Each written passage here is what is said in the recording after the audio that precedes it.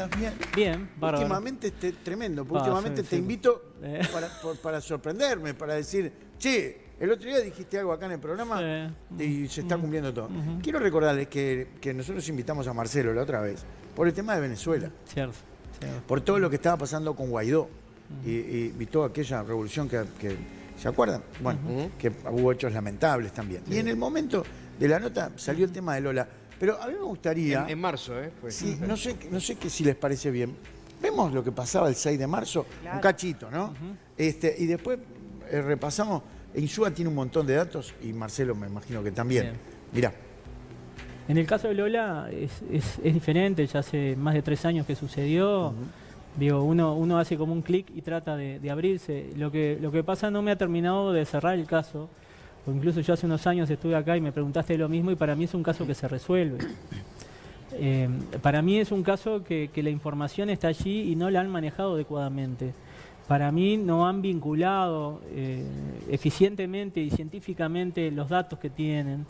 Y para mí, y te lo digo en base a la primera percepción que tuve hace más de 3 años, hay un fiscal joven que ingresa, que quizás no ha empezado todavía, que va a reacondicionar toda la información que tienen desde un principio, que a mi criterio es lo que tendrían que hacer, empezar a desilvanar todo lo que tienen hilvanado y empezar a hilvanar de vuelta solo con la información y con los ADN que ya tienen recabado. A mi criterio está el homicida entre ellos.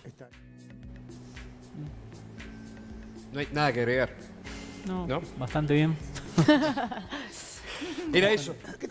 Sí. Yo tengo también otra cosa para preguntarte hoy.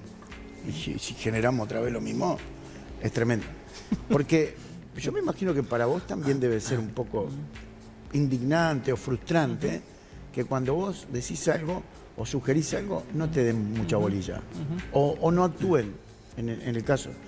Después te voy a preguntar por otro caso también, que te pasa algo similar, te está pasando algo similar. Pero sucedió todo lo que vos dijiste hace 2 meses. Bueno, sí, digo, a veces se dan... yo un poco ya estoy acostumbrado, ¿no? A veces un poco contra la corriente. Hay casos específicos, como el caso de Lola, que desde un principio, si bien vino toda complicada la mano, porque hubo cambio de jueces, de fiscales, idas y venidas. Este es el quinto fiscal, ¿no? Creo que sí, es el quinto. Cuarto o el quinto, sí. Yo tenía la presunción de que era un caso que se iba a resolver, o que, digo, si bien no está resuelto completamente porque el ADN que existe no se ha logrado cotejar con una persona física, pero de hecho este individuo hizo un relato exquisito, por llamarlo de alguna manera, de todo el suceso, y describiendo cosas que solo el homicida o el coautor del homicida podría haber estado. ¿No? Estuvo en el momento de la muerte de ella y la muerte fue violenta. Por supuesto. De hecho, hay determinadas características que son increíbles en la descripción que él genera. De hecho, digo, todo esto como que se precipitó y pasó de golpe, ¿no? Incluso cuando lo hablé no era previsible de que ocurriera esto. Bueno, sin embargo, son esas informaciones que están allí latentes, y si están latentes es porque ocurre. Entonces, yo lo que percibo es ese acontecimiento que va a suceder. Por eso a veces quedo un poco empecinado y a veces un poco contra la corriente en las cosas que digo, porque tengo la seguridad de que eso va a suceder. Y de hecho, bueno, digo, últimamente ha habido unos cuantos casos que te han dado la razón. Claro, se han dado, al menos en base a las visualizaciones o a las percepciones iniciales, terminan coincidiendo, ¿no? Entonces a veces es bastante increíble, y bueno, y siempre están aquellos que dicen, bueno, pero era posible que eso sucediera, cualquiera podría decir que eso pasaba, pero... Sí, pero nadie lo dice. En definitiva, o no lo dicen o se han dado, digamos, las circunstancias para que todos los casos diferentes, de alguna manera, terminen coincidiendo un poco con lo que digo, ¿no? Todos suponemos y pensamos, digo, porque todos somos peritos, todos, viste, acá en Uruguay, todos somos todos. De que Cachilá no estaba solo. Claro. Que había otra persona. Que quizás sea hasta el quien, digamos, de alguna manera le da el tiro de gracia. Sí, posiblemente. Por decirlo yo lo que creo que esto es un paso fundamental en el esclarecimiento del homicida, digo, porque ya de hecho están atando una punta, una línea que estuvo allí presente, y de hecho el Cachila, lógicamente, que sabe quién era la otra persona. Bueno, se supone que porque él está procesado como coautor. Sí, sí, claro. Se supone que uno El tema, lo claro. común sería de que él hablara. El tema es que a Cachila, digamos, todavía no le había caído la ficha porque, digo, si bien lo habían tenido envuelta, nunca lo habían puesto en esta situación de coautor. O sea, él ahora se le viene encima un montón de complicaciones legales, por decirlo de alguna manera, que quizás lo lleve a tomar la resolución de que, bueno, de querer Hablar. inculpar al verdadero, supuestamente, si él no fue, ¿quién fue? Porque en definitiva él posiblemente estaba acompañado por alguien. Y lo bueno de esto es que hay un referente en el ADN que se encontró en la mochila y en el DNI de Lola. De Lola. En el DNI de Lola está la sangre de Lola y está la sangre de un masculino. Y esa misma sangre está después manchada en una toalla que tenía Lola también ahí en la mochila. Son heridas que ella sufre en los brazos, ¿no? Posiblemente de defensa. Por defenderse. Incluso una de las características porque a veces se pregunta, en este caso, por qué si sobre las declaraciones que él había hecho ya no lo habían procesado antes, o sea, por qué justo ahora lo van a procesar. Lo que pasa en el momento que él hace las declaraciones iniciales, no había un montón de componentes desde el punto de vista de peritaje, por ejemplo, la participación del forense, donde él describe determinadas características. Una de ellas es que Lola en un momento determinado estuvo de rodillas. Cae de rodillas, claro. Y eso se sabe porque al estar ella sangrando, la sangre que cae y chorrea, si hubiera ella estado parada, hubiera seguido hacia abajo. La sangre, sin embargo, de alguna manera se acumula o se limita en la rodilla. Eso quiere decir que cuando ella, digamos, es herida, ella estaba arrodillada en la arena. No quiero me entrar en un morbo innecesario, digo, pero la pasó mal. Bueno, Antes, yo vos decís- no sabría decirte eso. Digo, yo me imagino, pobrecita, para una niña o una jovencita de 15 años, vivir esa situación, porque digo, hay datos que el Cachila en este caso dice que a mi criterio no es correlativo con un accionar de la joven. Él dice que él le quería vender unas estampitas de amor, no sé qué cosa, y que ella se sintió mal y él la acompañó a la sombra que estaba 140 a 140 metros hacia el lado de adentro de la duna con un desconocido que todos vemos la característica que tiene, el perfil que ella tenía, posiblemente lo que haría sería esquivar ese tipo de personas. Entonces digo, yo no tengo duda de que hubo alguna situación de fuerza allí para llevarla hasta... Ahora, Insúa, pero quiero ponerte en una situación que nos sucedió hoy, en la reunión. Porque uno se pone en situación, obviamente con el diario del lunes, muchos podemos sacar conclusiones o decir yo hubiese hecho tal cosa. Digo, pero ya de por sí el hecho de que una niña, porque era una niña, Sí, sí, creo claro. que tenía 14 para cumplir 15, claro. recién llegada de Argentina, en un país que no es el de ella, salir a caminar tantos kilómetros sola, Claro. ¿verdad? En un lugar, digo que es plena temporada, Claro. ¿verdad? Sí. Donde no solo hay lugareños. Esa cosa de los padrinos, de haber desaparecer, quizás sientan un poco de culpa por haberla dejado salir Sí, sola. posiblemente, ¿no? Es todo muy... Eso nos pareció tan extraño. Sí, o sea, como tú decís, con el diario del lunes, digo, uno tiene que poner a veces en el papel de un turista, ¿no? Una persona que llega de afuera, a veces uno mismo va a pasear a determinados lugares y anda vagando por ahí. Me voy a Rocha, ¿qué me va a pasar? Rocha, ¿qué me va a hacer? Uruguay natural, libre, toda la gente es buena, o sea, vas con una cabeza diferente, o sea, quizás uno lo analiza y diría, yo a mi hija nunca la dejaría ir caminando sola en esos parajes, en ese lugar, pero bueno, las circunstancias son diferentes, o sea, quizás ella se sintió cómoda con el lugar, entendía que ese era un lugar de naturaleza, se sintió segura por determinadas razones, quizás no le aconsejaron, decir, no, mirá, no andes caminando solo por la playa, porque puede haber gente, digo, de mala vida andando por ahí, etcétera. No sé, digo, ese tipo de análisis yo no creo que es recurrente a lo que ocurrió, porque lo que ocurrió no debería haber ocurrido. O sea, Por eso, supuesto. de hecho, Sí, y más en plena temporada, en un momento como tú decís, hay turistas, o sea, de hecho... ese tipo de situaciones no deberían haber ocurrido. De hecho, ocurrieron generaron un incidente internacional, Sí, porque sí, digo, en ese momento recordemos también que todos los medios argentinos estaban pendientes del caso Lola y querramos o no, digo, también genera un desprestigio en nuestro país. O sea, el hecho que se pueda resolver un caso complejo como esto, aunque no sea del todo la resolución, pero estamos dando un paso muy importante. No había nada y ahora hay un coautor. No había nada, hay un coautor, pero estamos ya con el hilo de lo que sucedió. O sea, es simplemente seguir tirando y que vaya decayendo por el propio peso, digamos, de la acción judicial que se genera.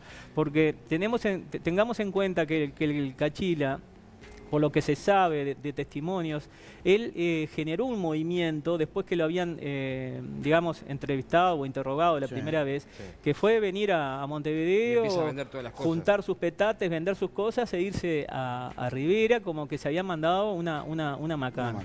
O sea, con todos esos elementos, digo, la justicia pensó que no era importante lo que él había descrito, cuando en realidad había descrito todo lo que hacían al Y crimen. con una denuncia anónima de una vecina que fue la que le compró la tele, ¿no? Con una denuncia además. anónima, o sea, había un interés de él de alguna manera liberarse de todo lo que tenía para tener la posibilidad, si tenía que escapar para el lado de Brasil, poder hacerlo. Sin embargo, la justicia, no sé si fue el pasaje de fiscales o de jueces, o sea, no le dio importancia a eso, pero yo estoy seguro que si esta acción que se tomó ahora, que posiblemente se hubiera podido tomar antes, hubiera decaído por el propio peso, porque él de alguna manera al verse ante la posibilidad de un procesamiento y ver la posibilidad de realmente ir preso por esta situación, entiendo que quizás hubiera inculpado a otro quizás más responsable si él dice que no fue el homicidio. Ahora, perdón, pero vos pensás o suponés o te parece que él, como vos dijiste hace un ratito, ahora, él no tuvo nunca la presión que tiene hoy. Hoy él está procesado, él está preso. Sí, claro. Y vos pensás que él quizás ahora sí, por ejemplo, a un rato de lucidez que va a tener, obviamente, ahí ya hable y aclare todo y bueno, cómo fue. O sea, es más probable de que hable ahora y no cuando estaba suelto, ¿no? Porque él estando suelto, de alguna manera pensó que se había liberado de esta carga porque, bueno, las declaraciones que él hizo pensó que no le inculpaban, pero en realidad cuando en el comentario que yo hago hace unos meses acá, o sea, toda esa información estaba y yo creo que era lo que había que hacer era desilvanar todo lo que estaba y empezar a hilvanarlo de vuelta. Yendo ahí, ¿no? A marzo, cuando vos viniste a Claro. charlar acá con nosotros y comentaste esto. Quiero volver atrás Sí. y quiero ir a tu primera percepción. Ajá. El primer momento en el que a vos se te convoca, vos asistís o tomás contacto con los objetos de Lora, que después te vas y haces dibujos. Sí, correcto. Ahí, ¿vos ya sabías que era el Cachila? ¿Ya percibías que era el Cachila? ¿O percibías que era uno de esos que habían caído en esa primera rastrillada, digamos, de la policía que se lleva al Cachila y así al conejo y al otro más y no sé cuánto? ¿Por qué decís que estaba ahí el asesino que ya estaba entre los primeros? O sea, porque la primera percepción me vino asociado a eso. O sea, las características del individuo no era de un veraneante ni era de un extranjero. Era de un personaje de ahí de la zona, de bajo nivel económico, por llamarlo de alguna manera, justamente asociado a un trabajo zafral o a un trabajo como puede ser un tema de cuidacoche, por las características, por los rasgos de descuidado del físico. La visualización que yo tuve específica dice la descripción de un personaje que quizás no sea pero es muy similar, pero quizás se termine tratando en definitiva el tema del homicida. Recordemos ahora que de alguna manera la justicia tiene la firma ahí del homicida y ya tiene un copartícipe, cosa que acelera muchísimo los trámites y las probabilidades, digamos, de que se termine resolviendo realmente el caso hasta el final. Ahora son mucho mayores, ¿no? De lo que pasó hasta ayer, por ejemplo, ¿no? Teniendo en cuenta, y voy a hablarle, porque no estuve con Marcelo antes de empezar el programa, porque él llegó cuando el programa ya había empezado. Y te voy a comentar algo que no sé si querés hablar, pero por lo que sucedió. Pero teniendo en cuenta tus predicciones, percepciones, con respecto a Lola, con respecto a muchas otras cosas. ¿Qué pensás? Porque en el caso de esta chica de San José, de Micaela Onrubio. de Micaela. Sí, en el caso de Micaela. Gracias. Tú dijiste en un momento dijiste, vayan a buscar a tal lugar. Y Sí. no fueron a ese lugar. Bueno, no, yo hice una descripción en base a las percepciones, ¿no? Yo ahí me puedo llegar a equivocar. Lo que sí estoy seguro es que, yo digo, cuando tuve marqué un lugar específico fue porque estuve en el auto del victimario, Sí. ¿no? En el auto de Gabriel. Está bien, pero no fueron. Bueno, no sé Aún si no no fueron. Tengo entendido que no No sé fueron. si revisaron. Que Digo, no allanaron el lugar. no era una casa, sino que era el campo al fondo de la casa. Sí. Que eso a veces dio para confusión. Porque él lo primero que. Después que él la sube al auto herida, yo lo que hago es obtener información de lo que se emite en el lugar. O sea, yo no puedo seguir después al victimario detrás de él como que fuera una cámara, sino que yo lo que hago es tratar de obtener información de lo que se emitió en ese vehículo. Y dentro del vehículo lo que emitió él fue, primero, un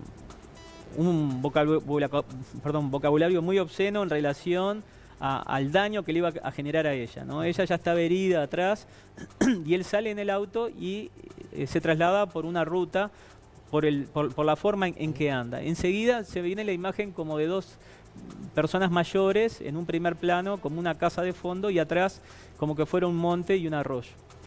Y me venía la imagen asociado a una relación afectuosa desde el punto de vista o afectivo desde el punto de vista paternal, o como que fueran los abuelos o los tíos o algo así, y asociado al nombre materno de él, al apellido materno de él. Cuando después de esa percepción, que yo me quedé bastante, digamos, desconforme, porque pensé que iba a obtener más información, pero fue todo lo que obtuve. Hasta ahí. Nos dirigimos a Villa Rodríguez, ahí a la comisaría, y ahí preguntándoles a los oficiales si había una casa con esas características de los abuelos maternos, me dijeron sí, la casa del campo, no sé si de los Bermúdez, el segundo apellido de él, no lo recuerdo ahora, me dijeron sí, queda muy cerca de donde él la levantó. Y bueno, y de hecho fuimos al lugar y bueno, y donde él le dispara a Micaela y la levanta, sale por ruta 11, y en ese momento que él sale, los vecinos lo habían visto y hacen la denuncia policial. Y en ese momento venía un patrullero justo desde San José hasta Villa Rodríguez por ruta 11, y estaba advertido y nunca se lo cruza. O sea que él lo único que pudo haber hecho es haber doblado hacia la derecha allí. Meterse para la casa. Justamente, y entra en la tercera entrada. Y justo en la tercera entrada allí está el campo que era de los abuelos maternos o tíos maternos donde él pasó su niñez. Incluso allí hay un viñedo donde él tuvo sus primeros trabajos, donde trabajó allí juntando viñas, juntando uvas, y su lugar de juego y su lugar de caza, donde creció y aprendió a cazar, etcétera, etcétera, y pescar, era el fondo de la casa de sus abuelos maternos. Cuando llego al lugar ahí, yo veía que veía como una entrada y luego una bajada. Ah, vos llegaste Llegué al lugar y nos acompañó un policía allí, y una de las cosas que a mí me había venido asociado a eso, yo veía un gran árbol, como una gran copa de árbol, y asociado a un árbol donde se hacía faena clandestina, ¿no? Porque veía un tanque y veía, bueno, olor... O sea, faena producto de abigeato. Claro, faena producto de ganado abigeato, robado y faenado, ¿no? Pero era un árbol, digamos... Perdóname, que Sí. este hombre es experto en eso, ¿no? Bueno, sí, lógico. Después fueron surgiendo No digo el todos, abigeato, no voy a acusarlo de abigeato, pero No, en carnear... bueno, faena clandestina, sí. incluso en otras oportunidades que estuvimos allí me hablaban de lo experiente que era el tipo haciendo lo suyo. De los mejores. Aparentemente en 8 minutos mataba, faenaba y limpiaba los huesos de un ganado, ¿no? de un vacuno. Wow. O sea Claro. que imaginen lo que puede Estas hacer. fotos que están aquí con un son de esa Del escena. No, esas fotos me llamó poderosamente la atención, porque cuando fui en otra oportunidad, es increíble, pero por todos lados allí está lleno Son de huesos. sí. Huesos. de huesos, de Restos. restos de faena Y clandestina, cuando, ¿no? cuando vos Digo, que nos quedamos en el árbol, ujú. vos llegás y visualizás. Llego y lo ahí, ves. llego al lugar, y ese lugar del árbol me venía asociado a faena clandestina, porque Bien. se sentía olor a descomposición, olor a muerte, etcétera, etcétera. Cuando paramos en ese lugar, yo veía también un molino, que era otra de las referencias, y un tanque tipo australiano, pero enterrado en la tierra. Cuando llegamos a ese lugar había un tanque tipo australiano, un pozo hecho en la tierra, y después al final del camino se veía un molino de esos de generación de energía, de los molinos blancos, eólicos, bien al final, o sea que la referencia coincidía. Era ahí.